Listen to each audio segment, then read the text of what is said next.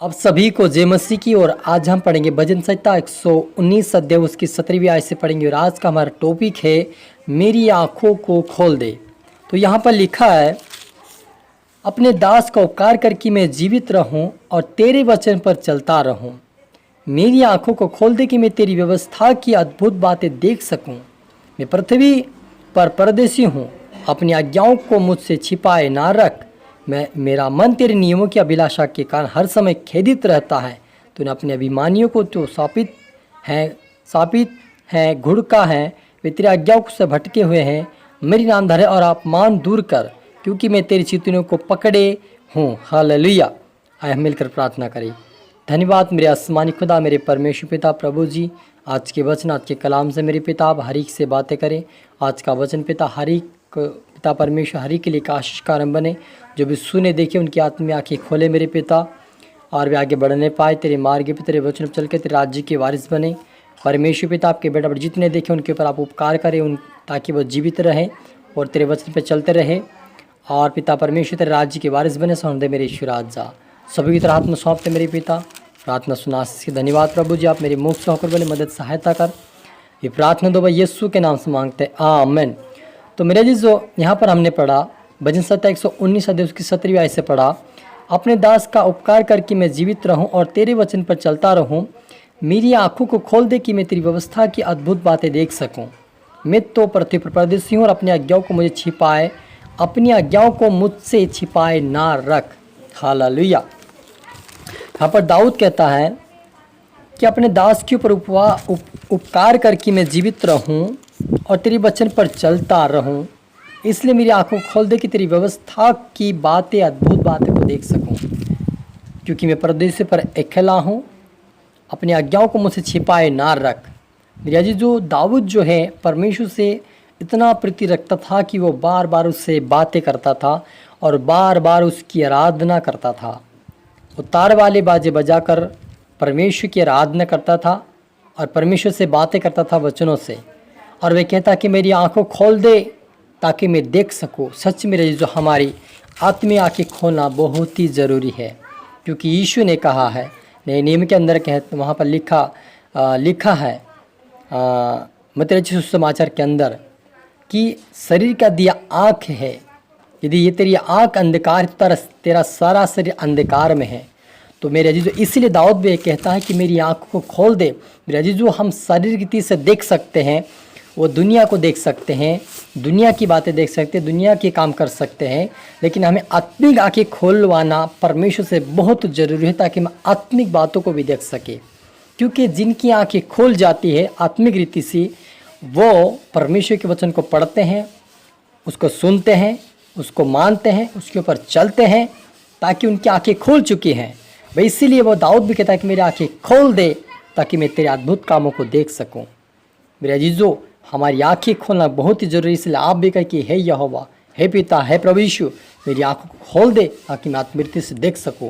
क्योंकि हम देखते हैं जब शाऊल जो नए नियम का जो शाऊल है, वो लोगों को, प्रभु यीशु मसीह के लोगों को धमकाने और बंदी बनाने के लिए और पीटने के लिए, उनको बंदी बनाने के लिए जा रहा था।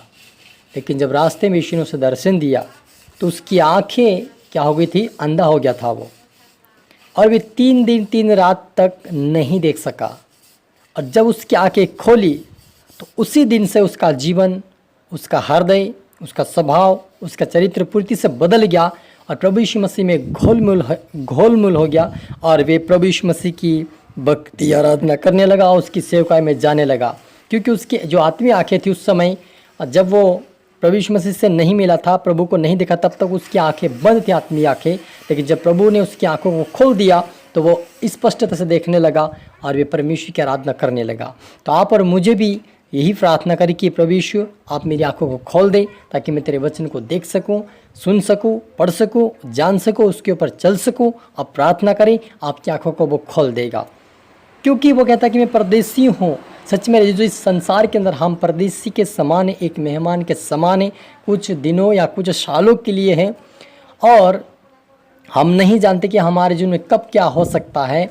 इसलिए हम यदि आत्मा और सच्चाई से उसकी आराधना करेंगे, उस पिता की जो स्वर्ग में रहता है, उसकी आराधना आत्मा और सच्चाई से करेंगे तो वो खुश होगा, और जब हम वो प्रतिफल जो हम यहाँ पर बोएंगे वही जाकर हम काटेंगे। तो यदि हमारी आत्मीय आँखें खुली रहेगी तो हम आत्मा और सच्चाई से उसकी आराधना करने पाएंगे, उसके वचन पर चलने पाएंगे, उसकी आज्ञा का पालन करने पाएंगे, क्योंकि यहोवा यही चाहता है कि हम उसके पवित्रता में चले, उसकी इच्छाओं को पूरी करें।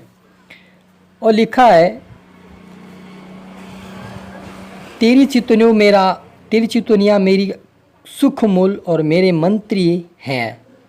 परमेश्वर दाऊद कहता परमेश्वर से कि तेरी जो चितौनियाँ है, परमेश्वर जो चितौनियाँ देता हमारे जीवन, जो चिन्ह देता है कि तुम्हें जो भी हमारे जीवन में चितौनियाँ, यानी कि परमेश्वर चिताता हमें कि तुम्हें ये करना है, तुम्हें वो करना है और तुम्हें आज्ञा का पालन करना है। हमें परमेश्वर चिताता है कि हमें क्या करना चाहिए।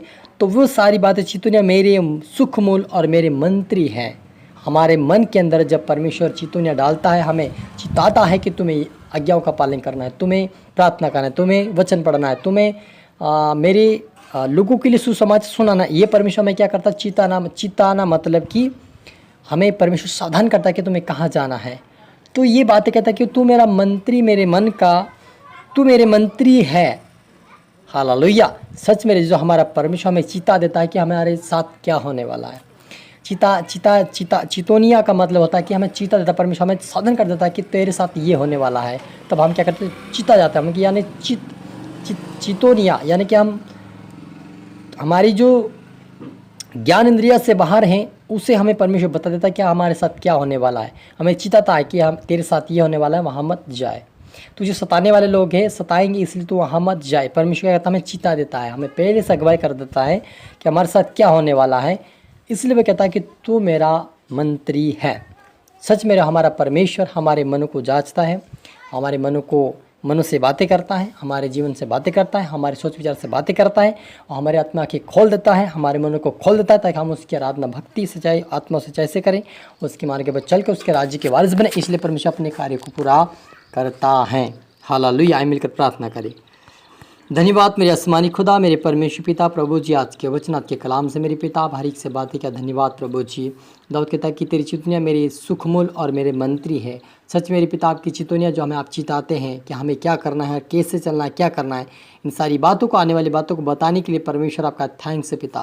आपके बेटा बेटे देखिए वो भी आज से पिता अपन तेरी चितौनियों को मानने पाए, तेरी उचित लगाने पाए, और जितना आपके बेटा बेटे देख रहे सुन रहे हर एक लिए दुआ करता यीशु नाम से इनकी आत्मा के खोल जाए, आज से इनका मन खोल जाए, इनका दिल खोल जाए, इनकी आंखें खोल जाए, इनका मन खोल जाए, आपकी आराधना आपकी भक्ति आत्मा सच्चाई से करने पाए, तेरे मार्ग तेरे वचनों पर चलकर तेरे राज्य के वारिस बनने से प्रार्थना करते खुदावन। इनके दो इनका परिवार बदले, आशीर्वाद बरकत पाए, ऐसा ईश्वर सभी प्रार्थना सौंपते हैं। ये प्रार्थना दो भाई यीशु तेरे मीठे मधुर नाम से मांगते हैं, आमीन। आप सभी को गॉड ब्लेस यू ऑल। जय मसीह।